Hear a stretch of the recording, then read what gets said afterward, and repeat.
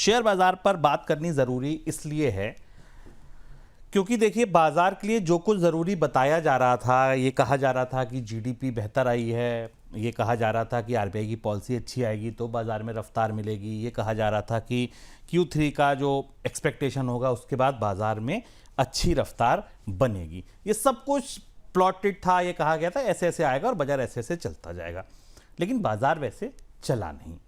आज हुआ क्या, पहले तो ये सुनते हैं कि भारतीय शेयर बाजार में बुधवार को भारी गिरावट देखने को मिली।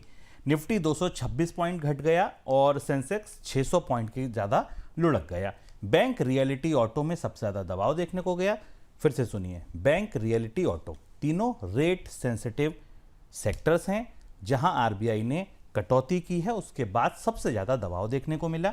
सेंसेक्स की 30 में से 26 कंपनियां लाल निशान के साथ आज बंद हुई हैं। सर, सीधा सवाल तो पहले यही है कि अब डर काहे का?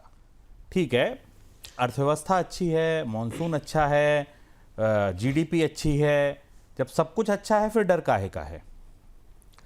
शुभम, आज अगर बाजार में आप करीब से कान लगाते या लोगों से बात करते तो रिजर्व बैंक और वित्त मंत्री से ठीक विपरीत बाजार रुपए की इस गिरावट को मिनी क्राइसिस के तौर पर ले रहा है और इसीलिए आज बाजार में इतनी तेज गिरावट हमने देखी रुपए के कारण। रुपए को लेकर सरकार की या आरबीआई की जो भी थीसिस हो, लेकिन 90 के पार का रुपया साइकोलॉजिकली बाजार को बुरी तरह डरा रहा है और इस गिरावट की, और ये एक अपने आप में एक सबसे बड़ी वजह थी जिस वजह के कारण जो थ्योरी दी गई थी आरबीआई की पॉलिसी आने के बाद कि भारत में इन्फ्लेशन कम है, जीडीपी की ग्रोथ रेट अच्छी है, ब्याज दरें कम है और एक गोल्डीलॉक्स सिनेरियो बन रहा है। इस सिनेरियो में भारतीय शेयर बाजारों में तेजी आनी चाहिए।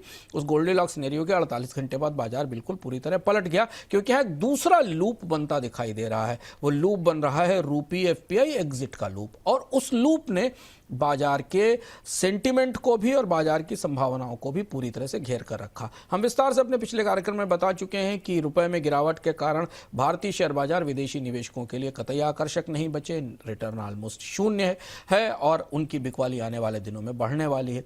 जो भी कमेंट्री आरबीआई ने की रुपए की गिरावट को लेकर, वो कमेंट्री विदेशी निवेशकों को अच्छी नहीं लगी और उसमें उस वजह से वो गिरावट जारी रही।